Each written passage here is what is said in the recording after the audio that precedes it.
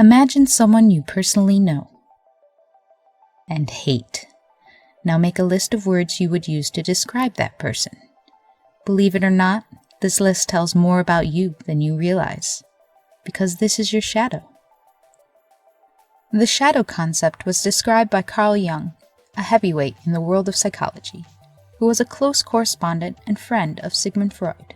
Jung describes the shadow as the part of your subconscious that you suppress or are unaware of. A notable example of the shadow is the tale of Dr. Jekyll and Mr. Hyde. Hyde represented the dark side of Jekyll's personality, free from moral obligation and restraint. The moral of the story? We all have hidden emotions. How we choose to deal with them is up to us. Whatever you deem evil, inferior, or unacceptable, and therefore deny yourself, becomes part of your shadow. The only time we lack a shadow is when we are newborn. As we learn and gain influence from our parents, teachers, and social leaders, our shadow grows. Our shadow doesn't have to be associated with negative emotions. Positive behaviors can also be suppressed. Children interested in the arts can be driven away from their creative inclinations by their parents, often towards a more academic path. Thus, their suppressed artistic side becomes part of their shadow. So what happens when too many positive behaviors are suppressed and negative behaviors are justified?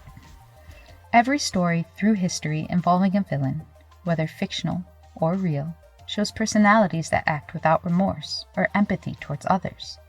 They take what they want, when they want it, without any reproach for their actions. Carl Jung didn't invent the shadow. He simply gave a name to the unconscious side of our personalities. Religion and philosophy have tried to describe the importance of shadow awareness for millennia.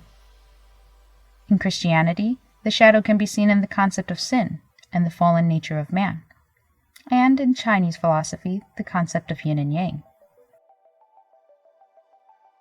He who knows others is wise. He who knows himself is enlightened. Lao Tzu. So I care about seeing your shadow. Do you have a passion for something that you have been taught to forget? Have you ever had a part of your personality insulted? How did you react? Did you dismiss it, or did you stop to consider if there was some truth behind the insult? Recognizing your faults is the only way to improve yourself, and accepting your shadow is the only way to recognize those faults.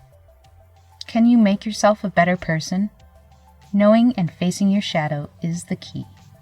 Challenge yourself to admit truths about your personality and face your own shadow. Don't assume this is easy. You may find it more difficult than you imagine.